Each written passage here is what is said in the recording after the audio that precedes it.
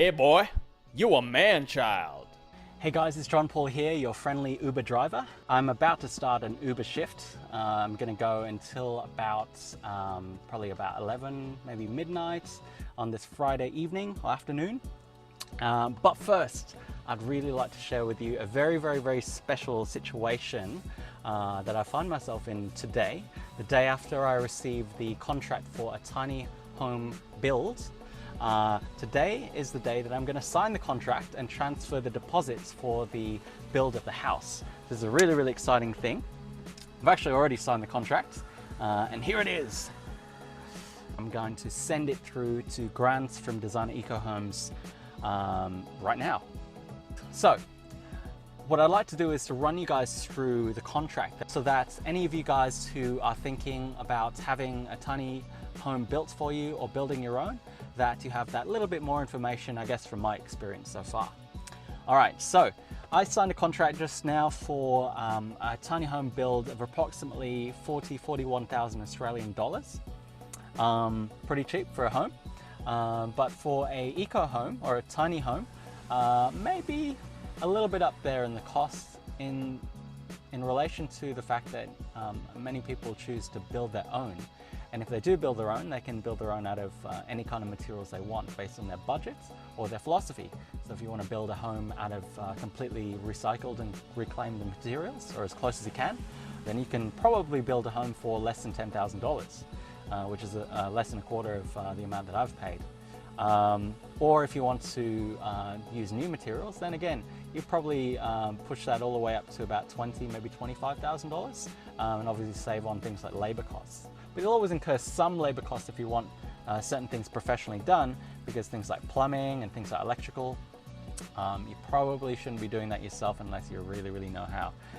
So, bit of context, I decided to buy a tiny home because it's affordable, because getting a bank loan or any kind of finance for anything more than the cost of this house is going to be really difficult for me.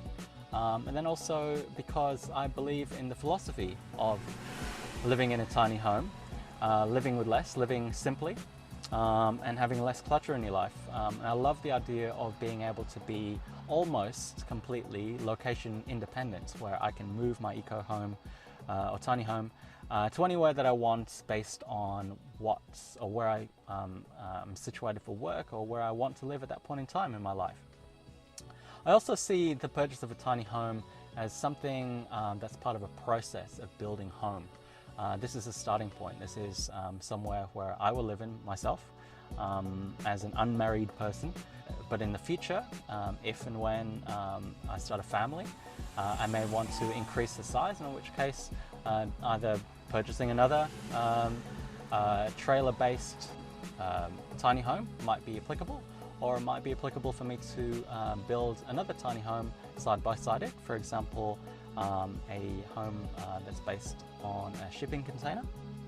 Either way, lots and lots of different options there. Now, let me run you through the details in the contract that I've just signed to bring you in on some of the details about purchasing a tiny home, or at least in this particular context. So firstly, I get a 3D computer model and 2D plans of the home design, which will help me along the way with being able to do some of the interior work myself, and maybe even some of the exterior decking work. I have all the measurements to scale, and I'm able to visualize, I guess, where the things that I'd like to build will fit and how they'll fit into the tiny home. Tiny home will be built on a 3.5-ton dual axle trailer. The home will be built out of a treated timber frame structure with fully insulated walls and roof, color bond roof sheeting and color bond feature sections on the walls. There'll be lots and lots of windows in this home. For a 17 square meter home, I will have a grand total of 6 windows, plus 1 skylight in the loft level. Yeah. Lots and lots of light will be streaming through, and one of the windows in particular has this really cool panoramic view of the exterior. And also 2 of the windows are going to be louver style windows, so they'll be able to let in the breezes really, really effectively. Let's talk about the electrical system. So basically I've opted for a relatively small hybrid solar system. I'll have 200 watts of solar panels on top.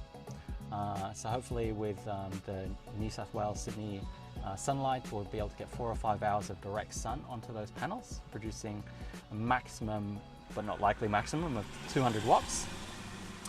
It'll have a 20 amp solar controller and a 130 amp hour battery, just a single one.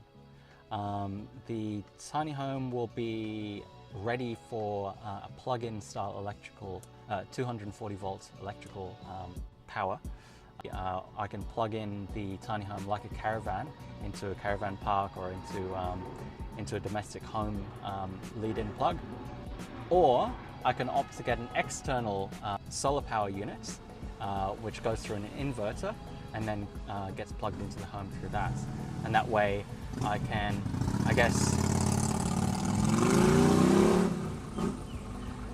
add on power as and when I need it. All right, what else on the contracts? Gas instantaneous hot water system, and also gas supply for a 2-burner stove and a gas oven.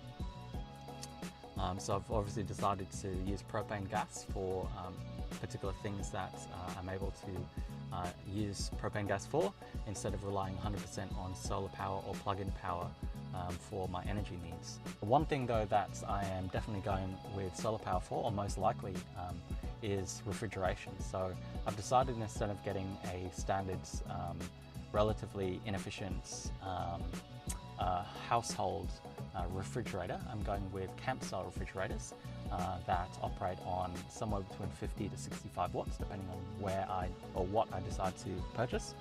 They're a lot more efficient, they're a lot smaller and more compact, so fits well in a tiny home. But it also means you have to compromise a lot on the amount of refrigeration space you have available. Now, I've done a little bit of experimentation to find out how much refrigeration is really necessary.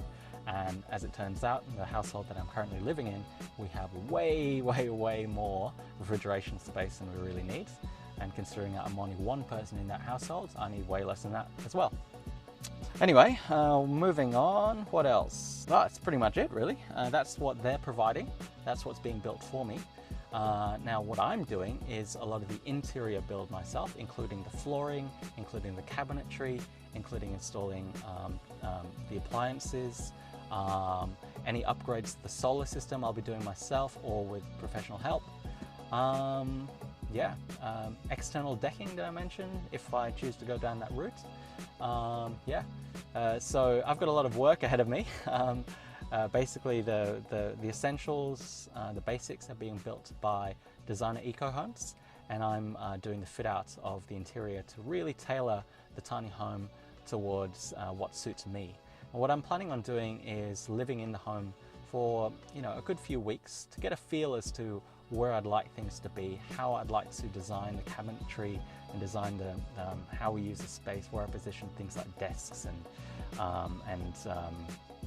the sofa and dining room table, the kitchen, where I position these things to suit, how things are optimal for the way that I like to move around in a house. I also need to balance out how I'd like storage to be provided in the house, as opposed to usable surface area for me to do cooking and work and having friends over and relaxing and that kind of stuff. So it's a real balancing act that needs to be played here, and one that I believe is best done with real-world knowledge rather than theory. So instead of everything being built for me and for me to just kind of deal with it, really, I'm moving in there, living in a bit of a construction site for a few weeks, but getting a feel as to where I'd like things to be and building it completely custom made based on my own personal living habits. All right, so hopefully that is useful for you. Building a home is a really exciting but also daunting prospect. But hey, I've signed the contract, I've paid the deposit, and now, we're gonna just do it. So see you next time.